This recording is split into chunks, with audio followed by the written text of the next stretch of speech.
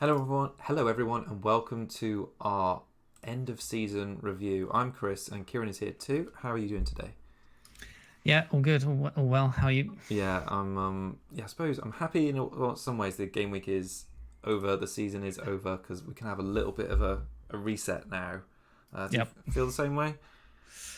Yeah, looking forward to the Euros and stuff like that, and just kind of the season sort of petered out pretty badly for me. So I'm just kind of looking forward to just what's coming up over the summer, and then quickly straight back into I FPL, I know. suppose, isn't it? Yeah, I know. We were just talking quickly about it, but then that the fact that we got the FA Cup, UCL, Euros, which I'm absolutely going to do the fantasy for, but like you, I'm Yep. definitely not going to be taken as seriously. And then yeah, it won't be long before we jump back in and got another a season to get stuck into. So no, I can't wait at all. Let's start off, I suppose, by doing a recap. But just on this show tonight, we're just going to talk about some of the surprises of the season. We're going to look at sort of letdowns who we've earmarked, perhaps like some learnings from that, and also just perhaps look ahead to see who could be featuring our teams for the start of next season. Obviously, price dependent. So let's talk about how we finished. Keek, do you want to talk? Mr. Wilson, 2 years running. Yeah. So I think Hal said he was supposed to be fit and or should be fit and ready to after illness. I think it was supposed to just be illness the week before. That's why he Mm-hmm. didn't turn up in the double. So yeah, there was loads of rumors of him being the one that possibly will start, and Isaac was going to be benched. So Oh, I hate. I Yeah. yeah, I fell for the fake team news of Isaac benching. So I sold Isaac, which is really bloody dumb. But I got Gapco in, and I was talking about Mateta last week, as Mateta was pretty much my option Hmm. until I ended up with selling Isaac for Gapco. So yeah, that didn't go to plan. And then yeah, Gusto didn't show up. I was really That surprised was by. yeah. Really thought he would play. Obviously he played, got a yellow card, classic. Yeah, the only good things really was the Foden, Son, Porro. Like it's just poor end of the season, but Hmm. is what it is. Yeah. Happened. I think so frustrating on the Wilson and Isaac front. Like we talked about it, like obviously just ahead of the deadline because it's so stressful, especially when it's. I just got almost next season. I want to like shut my phone off, but you kind of feel like you don't get the advantage. But Yeah, everyone's just talking about team leaks and team news. You don't know who to believe. There's all this like strong rumor as well that yep, Isaac was getting benched or he wasn't even in the squad. But I feel like there's only a few proper like leakers you can trust. So yeah, next season I'm going to try and switch off from that a little bit more because I don't think it helped like decision making. yeah. Jama, I'm just not gonna listen to anything other than from the ones that are actually viable. yeah. I just need to stop it and just yeah, I hate because like you as well. Like we were talking about it right up to the deadline. Jammer just in the chat has said as well. He bought in Gakpo for Isaac as well, and I kind of feel like I don't. Not many people would have done that based on like Isaac's form. They would have perhaps got rid of another striker for Gakpo for that game. So yeah, I kind of feel like it's got to somehow filter that out. I mean, we were talking about the start of the season maybe a bit later, but I was burned right at the start of the season as you were with Gabriel and Saliba, and yep, it just feels like start of game weeks can make a big difference. So yeah, it sucked. Um, anyway, my end of game week 30 went so much better, sadly for big time. you. I know. Yeah, Well, I'd had Mateta since game week 34, and he's just been a beast for me at the end of the season, and looks good for next season as well. And obviously Isaac, who I benched for Garnacho, thinking he was going to get benched, has just come on automatically for Saka. I finally got some points off. Finally got some points off uh, Trent, which I was pleased about. yeah, And yeah. Henderson kept a clean sheet as well. And obviously Aston Villa were half asleep. So yeah, I had a good rank rise and finished on 77k in the end. So I was pleased with that. Yeah, nice. Yeah, just good end of the season for you. You Mm, had lots of weeks where it sort of seemed to all sort of go your way, mm, and then you had a few backwards ones. But yeah, definitely.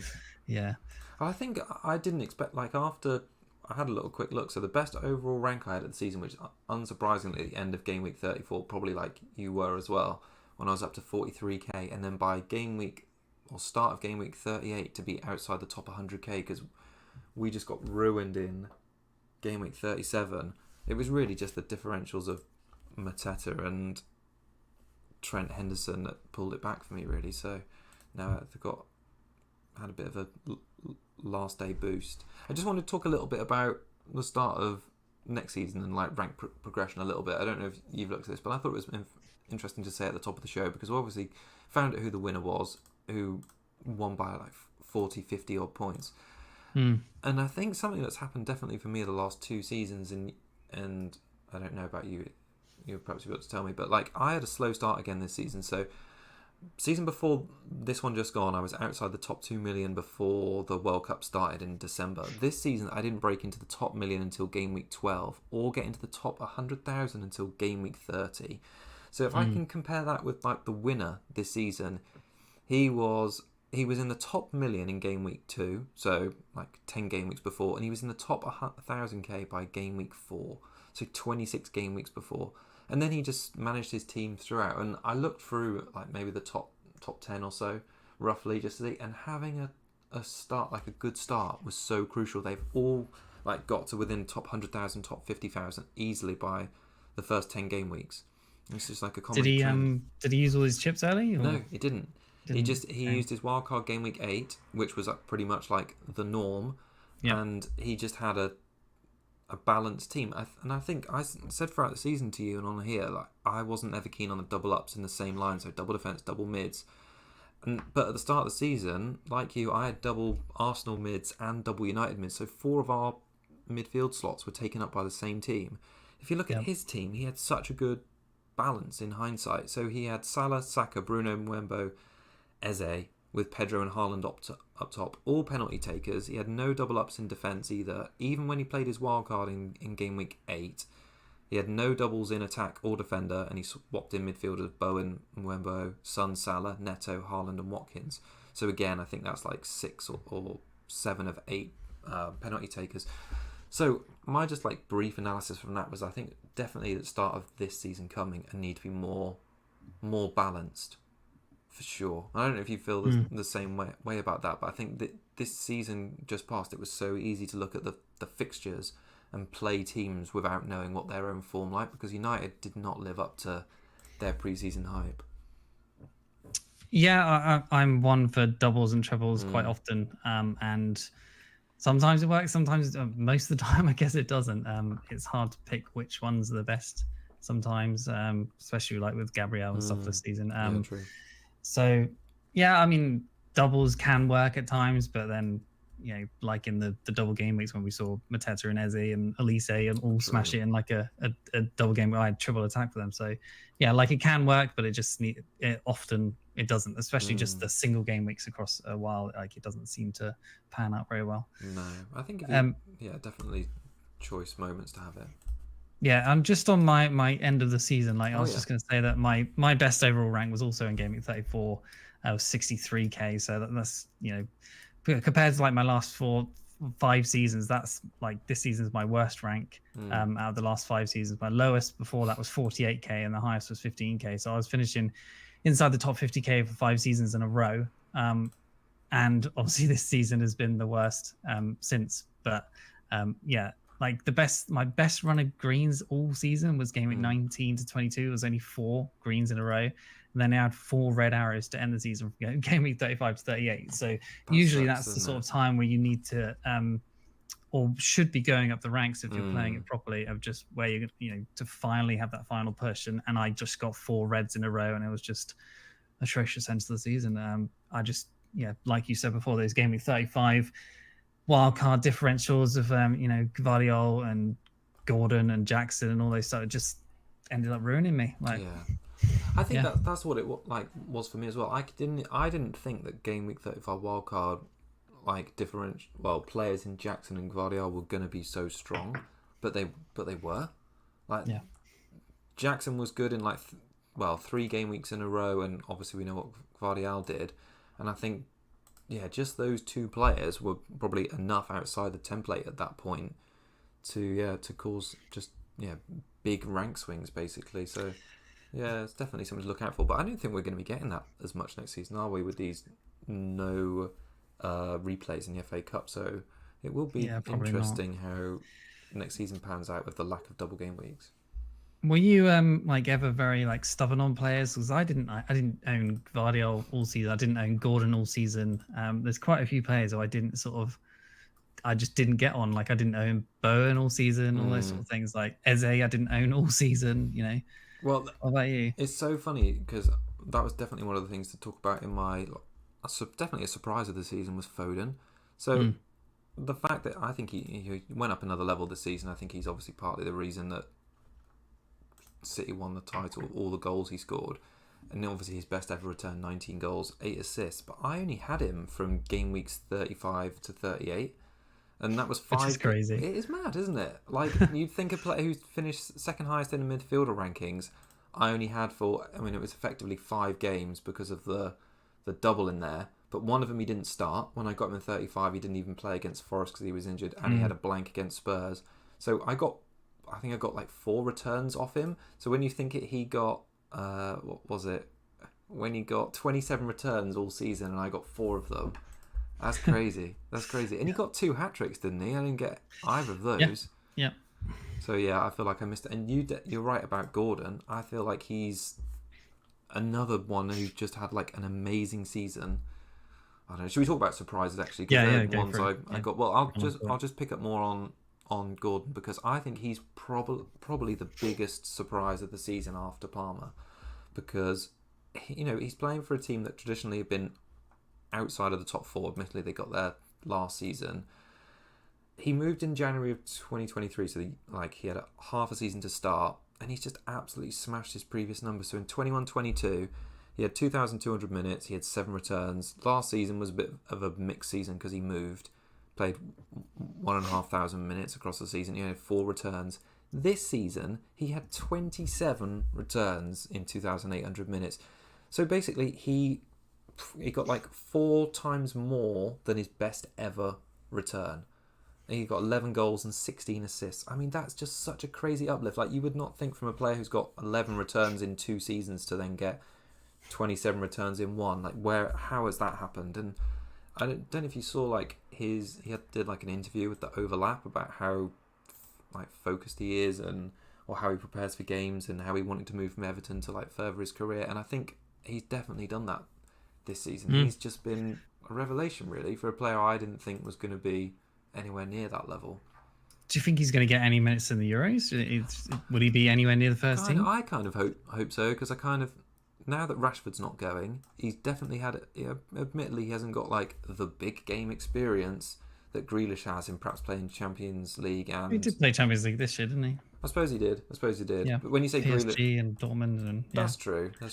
But when you say Grealish has like won the Champions League and he's played in England or played for England in major tournaments, then maybe that's got the edge on him. But if you're basing it on form, I'd say like he's probably our best left-sided front player, if you'd say that's not Foden's main position. So yeah, I think he's just been amazing this season.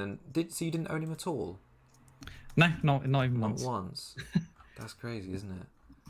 I got him just before a really tricky run, and he ended up doing really well. I think I bought him when he went from game week. I think I got him in game week 10, and he played Wolves away in his first game, and he got 2, but then he got 2, 7, 2, 13, 10, and that was like I think almost his biggest run of double digits hauls. So yeah, he's just been really good. And what kind of price do you think next season? So he started at 5.5, he ended at 6.4. Do you think 7? Yeah, I think. Well, what did Barnes get? Is like most expensive at Leicester. He was probably around 7, wasn't he, when he was doing well at Leicester? So I would guess around 7. Yeah, that's not a bad. That would make sense. Foden started at 7.5 this year for context. Yeah, he might even get up to a premium this next season. He might be like 10.5 or 10 Foden? with KDB. Might be along that sort of price. Even Palmer might get towards like we got a lack of premiums in the game. Definitely. There's Salah, Haaland, and then the next is KDB. So I know. I really think they could do with. I mean, we're getting into price discussion already now, but I would love it if you're right. If Saka, Foden, Palmer, and Son, and even Salah were all brought down into the range of like 10 to 12. Because Salah's had his worst season in years, and he's had 4 players perform better than him. Like I don't think there's been a season when he's been that far down the rankings. So no. You said, do you want to talk about Palmer as a surprise of the season? Because Sure, yeah. some numbers So yeah, I mean, obviously, like he got the most returns or joint most returns of the season. 35 goal contributions with Haaland.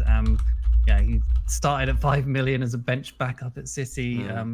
Ended up in the first team at Chelsea on 6.3 million with 13 price rises and over 50% ownership in the game, which was yeah, I don't think anyone saw that coming when he was still at City for sure. So for sure. yeah, our friend George got him at 4.9 million, which is Crazy. yeah, and then kept him across the whole season and just amazing. So he started his first game in game week 7, which is crazy, and then he still ended up as the highest point scorer with 244 points. Yeah, that is quite a low sort of top scorer for this. Like, I think Salah's made it up to like 270-ish before, and like 244 seems fairly lowish, but I guess that's just the season was like, there was a little bit more spread out, I guess, in terms of point scorers. Yeah, his average across the season, like across all games, was 7.8 points per game. So amazing. Yeah, he had monster hauls in there of 26, 20, and 18. And then he was consistent across most weeks as well, getting at least one return. So yeah, like I said, he made up, like by game week 7, Salah was on 43 points, Haaland was on 51, and he made up all those points and more to obviously be the winner. So yeah, that's crazy. Amazing. Yeah, like I said, 35 goal contributions, 22 goals, 13 assists. Yeah, next season probably going to be up around 9 mil, I would guess. I think so. Is he going to get that big of a price rise? I hope so. Or are they going to be cautious just because of where he started last season? I don't know. You're right. I could see them going either way. I would hope that they would price him as a premium.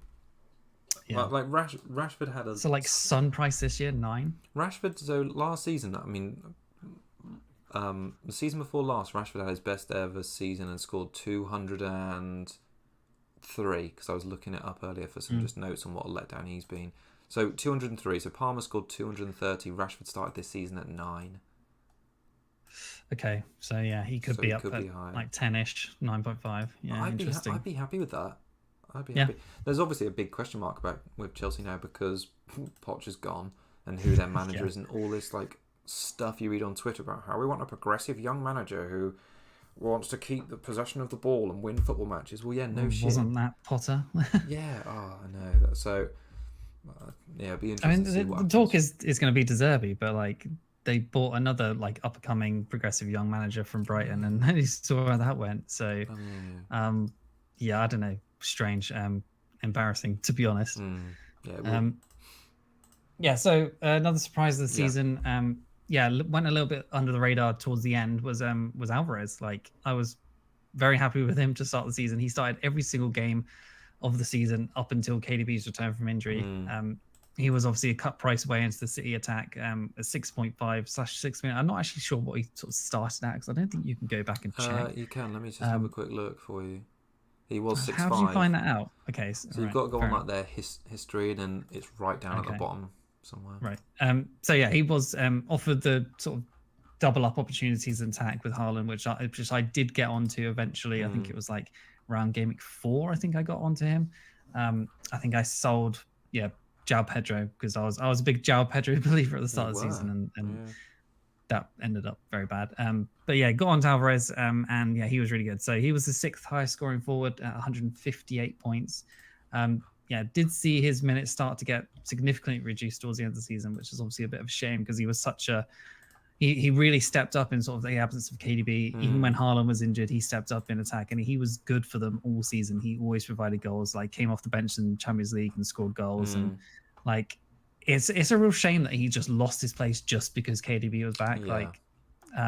He should have been. Well, maybe there's rumors of KDB going or being sold this season, possibly going to the MLS. So if that happens, like Alvarez straight back in, right? So interesting. Yeah, he had 14 and 13 point hauls in his season with 22 goal involvements with 11 goals, 11 assists. I'm expecting his price to go up by around 7.5, I would guess. So it's a decent 1 million-ish price. Like 8 million, I think, would be a little bit steep if he's not going to be a first teamer. But that could still be good value if KDB or Haaland KDB goes or Haaland end up missing time, like he's still good value at that price. Yeah, he finished first for forwards for key passes at 67, first for expected assists as well at 6.28 across the season. So, yeah, he was a great asset. Shame, like I said, what happened to him at the end.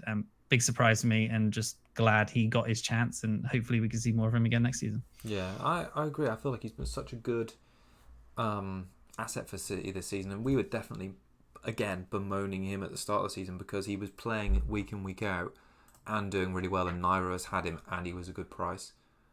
Yeah. Like I'm just having a look at like his returns. Like if I was just going through the games he had, 1, then 3, then 2. Like, so he was getting like multiples of returns, and not owning him, it was bad. He actually had more minutes. I was just having a look than Haaland across the season. Did he? Yeah, he just didn't haul. But yeah, 11 goals and 11 assists. He was good. And you're right. If there's any changes to De Bruyne, he just like filled in so well. So I could absolutely expect that happening again next season, really. And if Haaland's out of the picture, he was taking pens. I think I captained him for one game as well, and he did well. I think that was after De Bruyne got brace. back. I think he got 2 braces. Yeah, it was a home game. Oh, it was against Burnley. They won 3-1. Yeah, that was it. But yeah, no, he did well for me when I... Was that where Haaland didn't play? I think he got a penalty in it. That's right, yeah. I think Haaland didn't play. It was like De Bruyne's second game back at home, and I think you'd got De Bruyne, didn't you? And I hadn't, but I just got Alvarez captain. But yeah, I agree. He was a great pick this season. Nice. I sort of talked a little bit about Foden being a surprise. So perhaps we'll move on to the letdowns. I mentioned Rashford a little bit earlier, and just so poor. Like, we both had him in our game week 1 teams. He seemed pretty well priced. Maybe if you'd agree, at 9 million, because he'd had such a good season last time, and I think a lot of our thought process was, and it's definitely something to be mindful of this year, is like how easily can players replicate that form. But yeah, the fixtures were really good for United at the start as well. They were really good, and they'd had like a good end to the season. Rashford had been playing well. He'd had his best ever season, like 17 goals, 7 assists. Yeah, he just seemed rosy, and even though United had lost the cup final, it seemed like the momentum was good, and yeah, he just had such a sluggish start to the season. I think he had 3 goal involvements in maybe it was like the first 12 game weeks, and I don't think I had him that long, but yeah, he's just been really, really poor. So he actually played 2,200 minutes over the course of the campaign, which is way higher than I thought, because he definitely didn't see him. He started 26 league games. He only scored a total of 108 points, so just about half what he did last season. His points per match was 3.2, so that was in terms of United players, that was matched by Onana, bettered by Bruno, Garnacho and Højlund. But then if you look around the league, that's such a poor metric. So he was roughly 50th best of all mids for points per match over the course of the season. So yeah, the drop-off from what we experienced the season before was huge, and only 10 returns all season, 7 goals, 3 assists. Yeah, 2,200 minutes is roughly like a 2/3 of the season. Is that right? Yeah, because I think 3,400 is roughly the max. Yeah, so yeah, to do that in that amount of minutes is really crap, isn't it? Yeah. Like that's so poor. Like like Gordon, like you said earlier, 2.8k minutes, so only 600 more minutes, but managed 11 goals, 16 assists, and for cheaper, and just probably in I was going to say a worse team historically, I suppose, but yeah, Rashford just he's I've always been not a huge fan of him, and yeah, he just seems to keep proving me right. Like he's not in the Euro squad, so it's like he's got no form. Like he probably should be. I feel like he should be. I think he's a good explosive sub. Yeah. I think he's probably more explosive sub as what someone like Gordon would be, to be honest. So yeah, a shame for him, but like maybe he uses that as sort of like motivation for next season. I guess we'll see, but yeah, such a shame. Yeah, it is. Yeah, let's hope he's back. There's a lot of rumours about him maybe moving as well. I mean, there's rumours about literally everyone at this stage of the season because clicks. But yeah, no, I can't see it either. Shall I go for one? Yeah, go for it. Yeah, so big letdown this season. Gabby Jesus at 8 million he started at. he was in most of our teams to start last season, and he did really well. I obviously had high hopes for him this season. I thought he could be a consistent pick in our teams. But yeah, injuries seem to be plaguing his career now. It seemed to fall out of favor at the end of the season when he was fit. Like he wasn't getting picked. Havertz made that spot his own as sort of the false nine, and Jesus just, I don't know, when he was playing like towards the end of the season, he was in sort of left mid area where Martinelli usually was. So not great for him. Like, yeah, after moving from City, he got a decent return like last year, 11 goals, 7 assists. But this season, he got 4 goals, 7 assists. Really bad. Will Arsenal try and sell him this summer? Maybe. I don't see why they shouldn't, to be honest. Like, maybe they look for a proper number 9 and then sell Jesus. I think that's probably a good way to make some money out of it. But like, he's not really done much, and he's probably not going to do much anymore because they've got Havertz that can just play there now. So, I think he missed 12 matches entirely this season. He got less than 15 minutes in 5 games as well. So that's like 17 matches he basically played nothing. Just a big disappointment. Like, if for such a big name, sort of should be the side striker for Arsenal, who Arsenal had such a great season. Like, the injuries and the minutes and Havertz taking a spot is just a big shame for such a big name player. No, I think Havertz has done really well by like comparison. I think Jesus' like criticism against him for years has just been like he's not a good finisher, but he works really hard. I kind of feel like Havertz is working really hard for the team, and he's putting away the chances, and he seems more involved from an FPL point of view. So for us, as like, I kind of think Havertz will probably be reclassified next year as a forward, which probably. Which would be an interesting could be good. It could be good. Yeah. But I imagine his price will go up as well. I think he finished at 7.4. But yeah, I agree. Jesus had been a letdown this season. I kind of thought he'd be number 1, and Havertz been playing backup for that. But I think because of his injuries, he's just been easy to dislodge. Like, I'm just having a look at the overall points. Like, he finished less than Adebayo, slightly more than like Adwini, the Burnley forward. I've not pronounced that name right, but Amdouni. Yeah, so I appreciate he's had injuries, but it wouldn't surprise me if Arsenal buy another striker this year and phase him out, even though he's only recently arrived. Yeah, but they need that number 9 to really push on, I guess, to just finish those like back post sort of chances. And if they could get a striker that's getting 20 goals, then they should be able to step up to that next spot. But like, who the hell they would buy? I have no idea. No, I agree. No, maybe it'll be. Yeah, there's been obviously, again, like I say, talk of Isaac, talk of Tony, but yeah, it'd be interesting to see if they sign a new striker. But even still, I don't think they're going to change or Havertz for the foreseeable because he's had such a good end to the season. And kind of that links a little bit onto a player who I thought was a bit of a letdown as well, which again is funny because Arsenal had such a good season last season, and I think 2 of their important players have just not really featured much. So Martinelli, for me, who was kind of a game week 1 template type player. He had huge hype after last season. He'd got 15 goals, 9 assists, and he scored 198 points. So only 6 fewer than Rashford and only 3 fewer than Saka. And he came in at 8 million, and we were thinking, well, that's great if he can replicate that form. He ended at 7.4 million, so he lost 0.6 in value. And I don't know, I was just surprised that he fell away to the level he did. He still played a lot of minutes, so 2,000 minutes. But he only had 6 goals, 5 assists, so less than half of the returns he got last season. And I think that it was more telling that we talked about Trossard towards the end of the season, and he was returning well from the left for Arsenal, but he basically kept Martinelli out of the team. He lost his place, was injured in game week 28, and didn't start another game until the final day of the season. So yeah, he's another player who we definitely shouldn't forget about. But it's funny how a season will change a player's form. Like, again, like, I had such high hopes for him to like kick on, but he finished behind Trossard, behind Rice, behind Havertz, behind Odegaard, behind Saka in Arsenal's midfield rankings, when the season before he'd been like their second highest performing player. So yeah, I think there's definitely something to learn, but I'm not sure what, about like being mindful of players repeating their form season on season. I think Salah's been a bit of a freak at that, and I think Haaland has too. So it will be Saka too. Saka's been pretty good Yeah, on. Saka has been In general. good. Saka has been good. Yeah, he's gradually just got better and better actually. 114, 179, 202, 226. So yeah, I think you probably back him. But it just be, I feel like this has definitely been a breakout season from an FPL point of view for Foden. Like he nearly got 100 points more than his previous best, and obviously Palmer is definitely an unknown at the start of this season.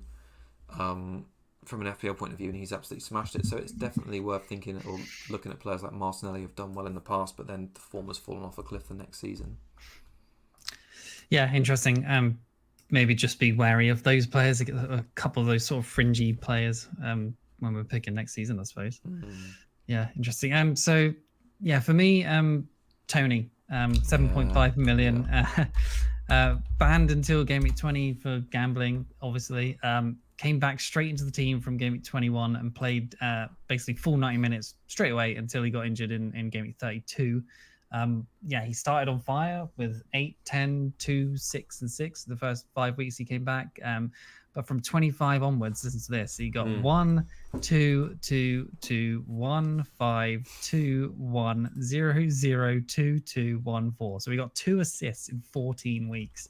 That's crazy. And he's made the Euro squad. Yeah, I suppose there's not many other strikers to pick from for English, I suppose. But Morris, get Morris in there.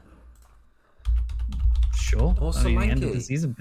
Yeah, Solanke's probably a little bit unlucky compared to. Yeah, Solanke should be in there ahead of Tony for sure, actually. But yeah, he basically just ended the season in drastically bad form, and I've got here on my notes just like he may as well still been banned because Visser and Mbeumo were doing just as good a job that they were at the start of the season without Tony being there. Like he was trying to sort of put himself in the shop window to get a big move for a bigger club, and this end of season form was just drastically bad.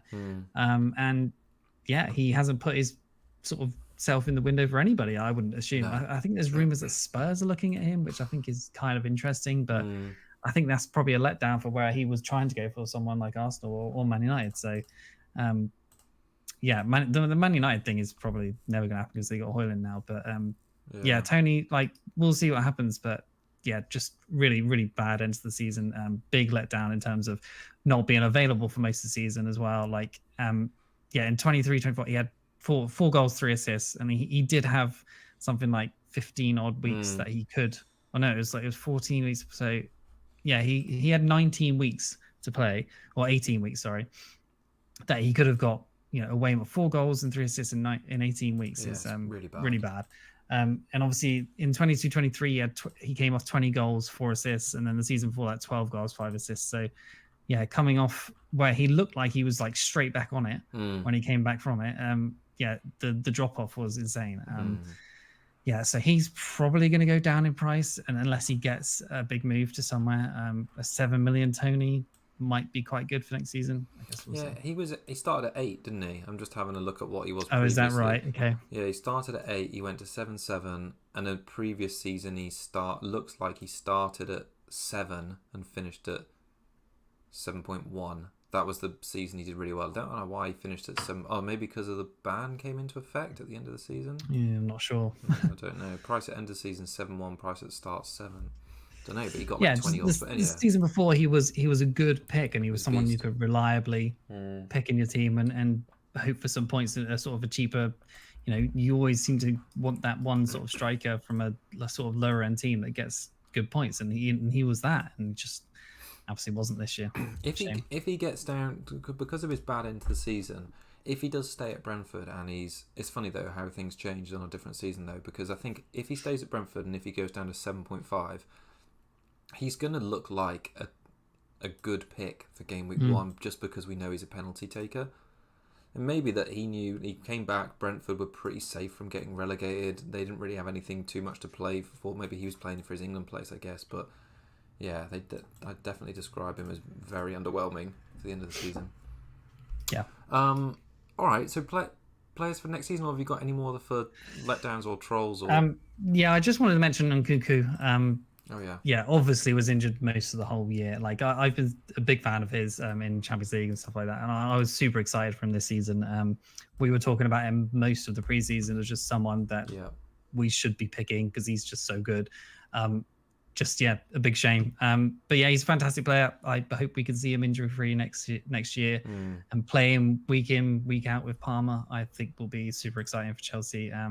Obviously, we need to see what the coach or manager sort of situation is like. But yeah, he got 3 goals in 400 minutes this season. Not too bad, I suppose, after he's being super injured. So yeah, getting 3 goals and has been okay.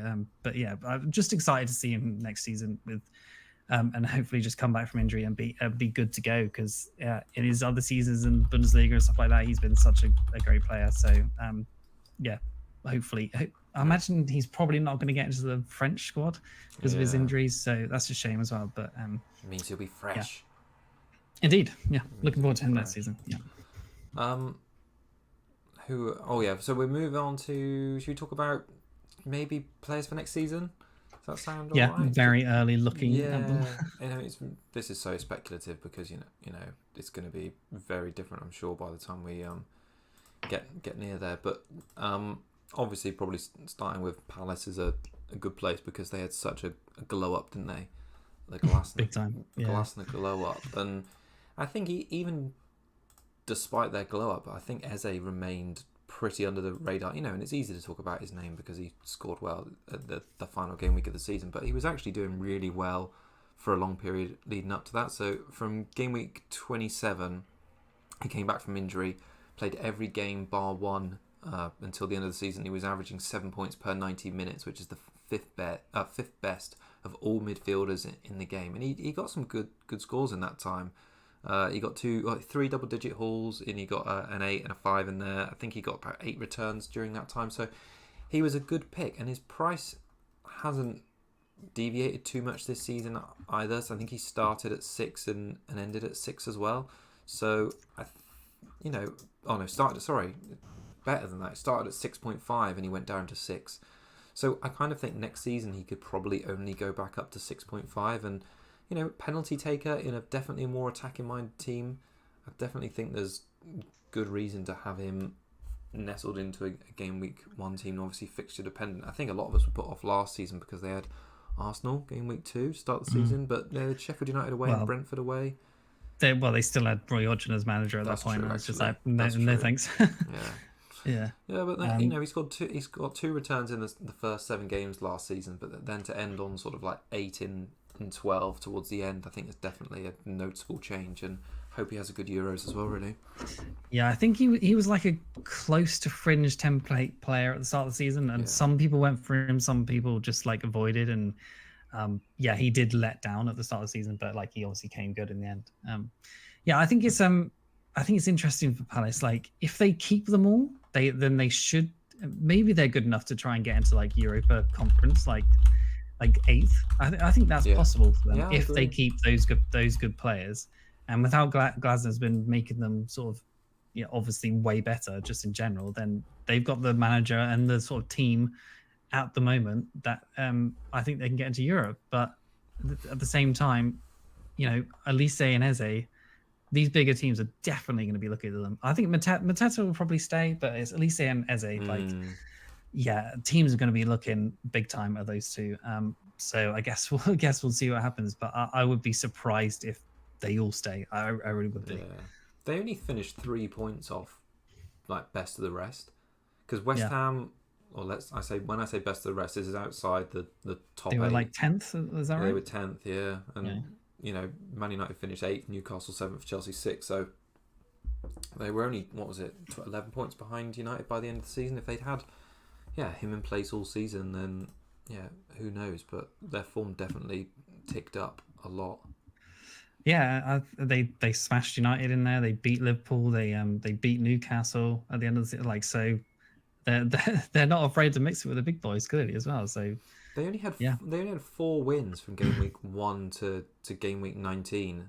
So that's Rod Hodgson for you. Yeah, and then they had 6 out of their last 7 games were all wins. So I mean, they got the majority of their games wins at the end, and Glasner made a big difference. So I think he's good, and obviously, do you want to talk about Mateta as well? Because I think if they keep the other 2.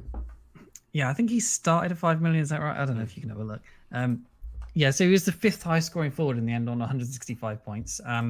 Yeah, from game week 23 to 38, he was incredible value. So he got 6, 2, 5, 6, 2, 8, 9, 2, 5, 2, 16, 13, 2, 6, 9, 20. So he got 4 blanks in 23 to 38, and he got 15 goals, 3 assists in that time. So yeah, he was like sort of cheaper chips, free hit and bench boost hero in double game week 34 with 29 points. Yeah. Anyone who captained him were absolutely laughing. Yeah, and obviously you add him for the last game week, which he got 20 points. Is that right? Yeah.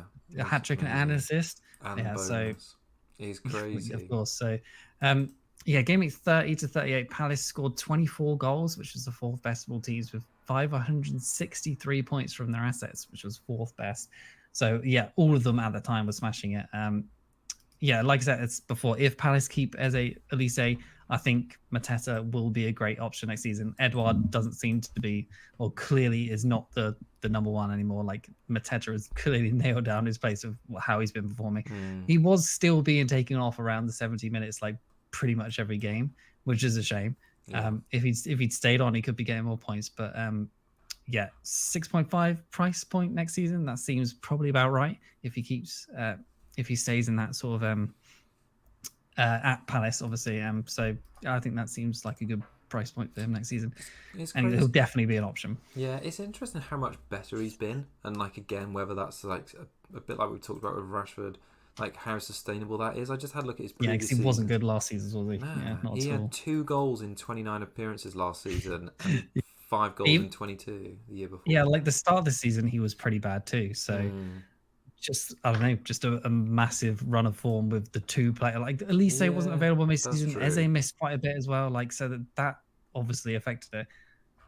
Yeah, and then maybe it's the teams they played, but sometimes it is hard to get a gauge at the end of the season. But you know, there's no denying they played well and scored goals. They beat some fairly decent teams in that run-in. I appreciate on the final day Villa probably didn't have very much to play for, but you know, they spanked United, they beat Wolves away quite comfortably, they beat Newcastle at home quite comfortably, obviously smashed West Ham.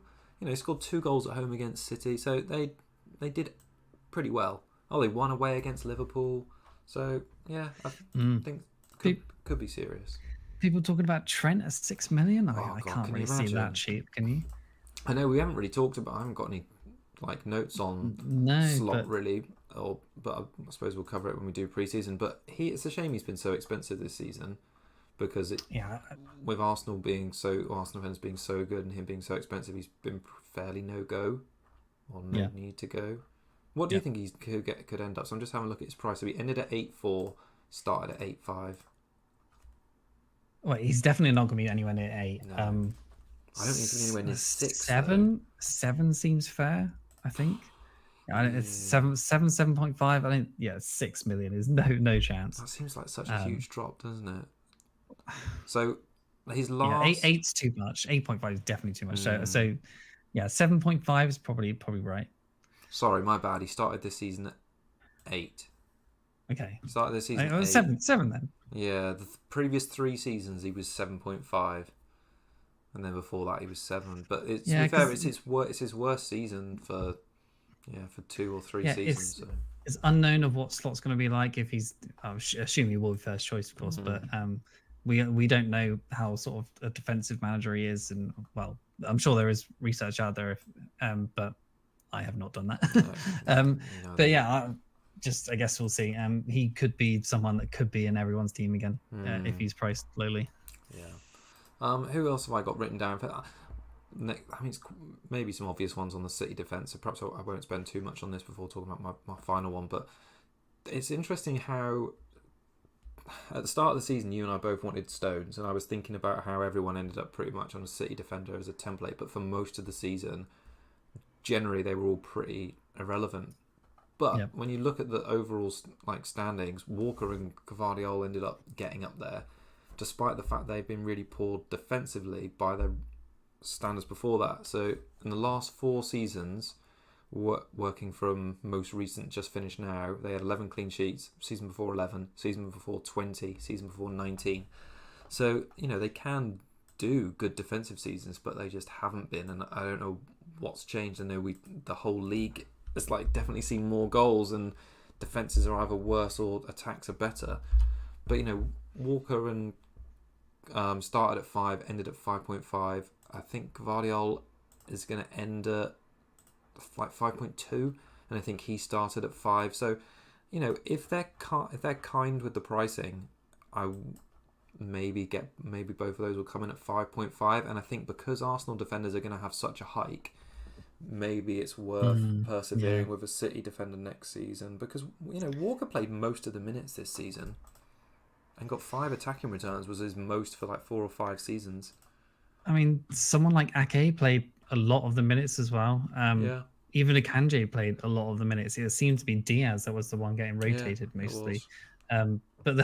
But we've seen that before. Like Diaz used to be the one that was the nailed on one who would play all the games. So it's maybe pot luck. But Walker before this season had been rotated massively too. So maybe it's Walker's turn to be crap again, and someone like Diaz is going to be the nailed on pick again.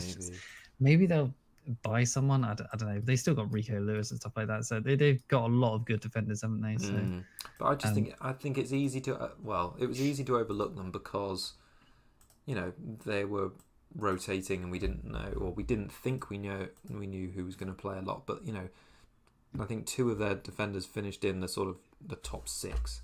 So I wonder if Stones can stay fit and see if he can become an option again, because he was great at it would be good.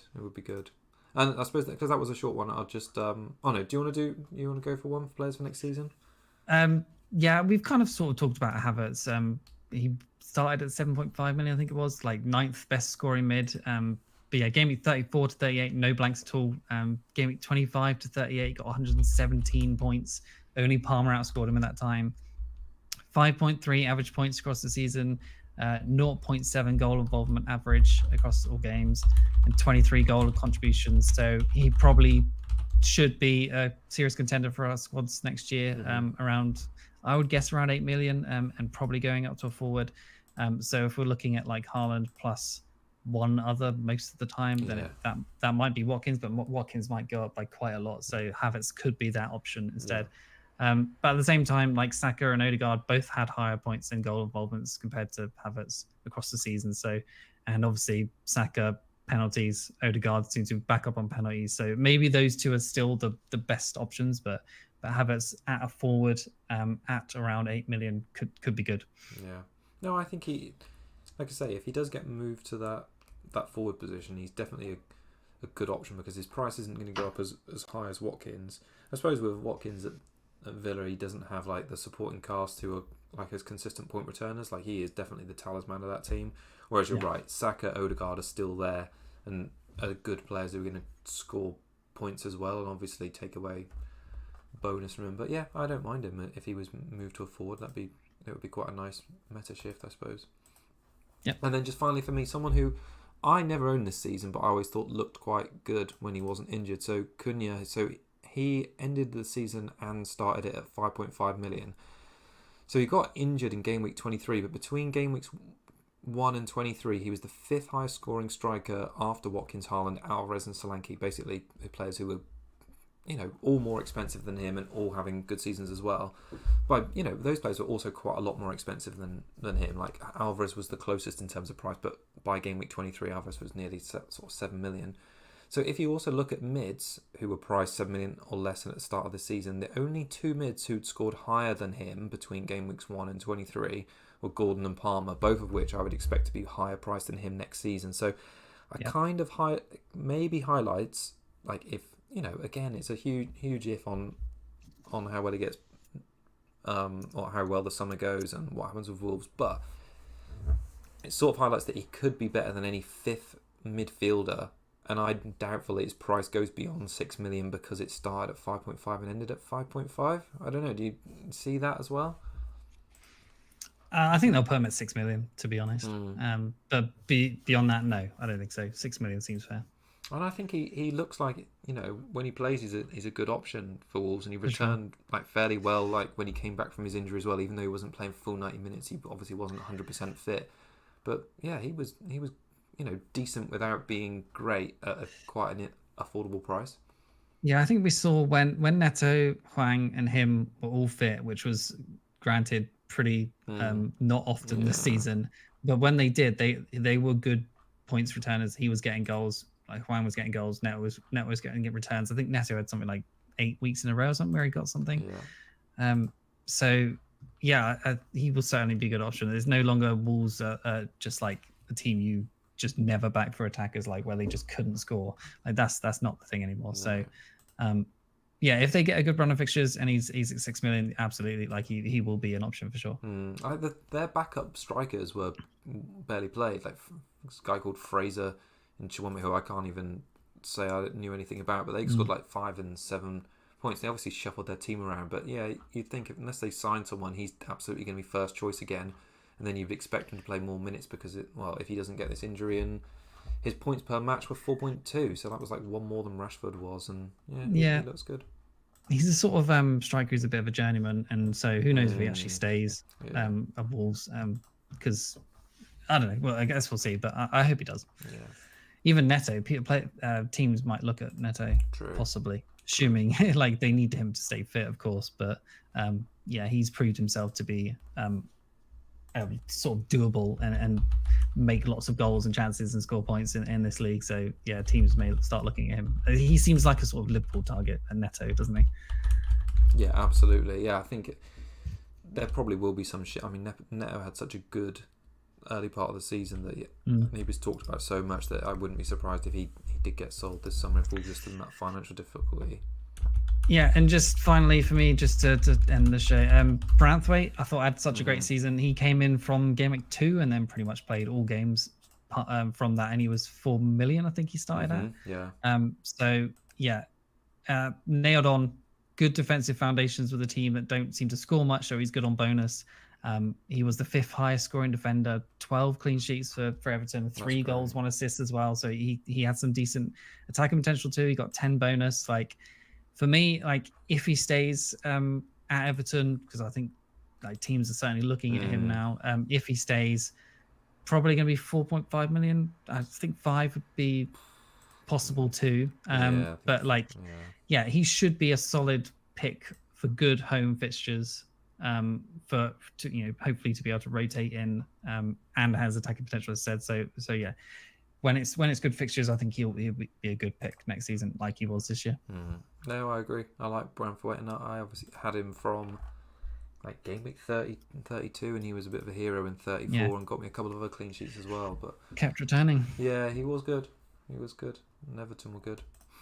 Cool. All right. I think that pretty much wraps up the season.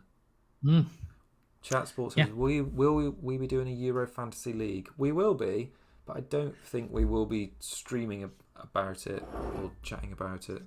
We'll see. Yeah, we'll probably make a league, put it in on Twitter, but I doubt we'll. We're not going to do any content for it. I don't imagine. I don't think so.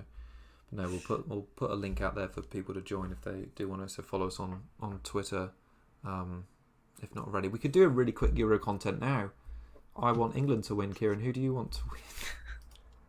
Well, England, of course. I think it'll be interesting. Italy players probably not as good as last time. Other than that, pick just Mbappe. Get 3 England. To be honest, I think England's group is kind of difficult, but we should be beating them all. Germany's group is sort of kind of open. I think Germany aren't that great, so I think that's sort of a place where you can look at differentials. Like Switzerland's are in that group. You've done some research, haven't you? Have you been? I've listened to one podcast. Did you? And it was about Group A. Right. Okay. So yeah, I think there's like a 4 million starting Germany. Look at right back. We're not doing. There you go. This is content. I know a 4 million starting Germany right back called Mitchell-Slat or something. I have no idea. I'm unprepared. There you go. That's your winning. That's your team right there. Okay, I got a good one. Who's going to be? This is just interesting. Who would be your top 3 England player picks for the Euro Fantasy? Okay, you got to assumably Kane, but he'll be really expensive. I think Bellingham at probably around about 10 million, I guess, would probably be pretty good. and then Saka or Foden, I Oh suppose. God, you're going triple England attack. You love these double and triple. I was thinking Well, Pickford for the save points. yeah, Pickford should be good. It's just who's going to start in the defense. Like Stone's going to stay fit. Stones should be good if he stays fit. Yeah, my man Carl Walker maybe. Oh yeah, of course, yeah. I wonder what he'd be priced at. Like 5 million seems fair. Because he might play. We've got all this issue. We're talking about England tactics now, but looking at that team sheet and what Gareth said yesterday about how they've a bit of a lack of left backs, I wonder if he might play like 3-4-3, and then he can play like, I don't know, 3 centre backs. Let's say Walker, Maguire, and Braithwaite if Stones isn't back, or Console, or any number of them, and then he could just play, I don't know, Saka would work hard on one side, and Foden would definitely, not Foden, Gordon would definitely work hard on the other side. So there you go. Look, Chat Sport's happy. We should just clip this. This is just our Euro content bit. I'll be interesting to see who misses out of the attackers. I imagine it'll be Palmer, which is a shame because Saka will have to play, Foden will have to play, Kane has to play, Bellingham has to play. So, I think the defense, as Transport says, Pickford probably will be busy. Like the defense is going to be a bit of an issue. The attack should score lots of goals. You hope so. Yeah. Exciting. All right, we better wrap it up there. I thought this was going to be a short show tonight. It's been one of my favourite shows of the season. I like just dissing all the players. It's good that it's over and the stress of every week is gone. Less stress. I'm definitely turning my phone off before deadline. I think that some while the season I'm just going to roll with it. I hate deadlines now with all these leagues. Anyway, all right. On that happy note, we'll be back obviously when the prices drop. I don't think we're going to do a fixtures show, are we? We're not that crazy. Who knows? Fixtures on 19th of June, so Jesus, I know, right? That's less than a month. We'll be playing Elden Ring then. Yes. All right. Thanks everyone for joining us. I hope you had a great season. It sounds like you all did. Some high ranks in the chat, which is lovely to see. So we'll see you in a month.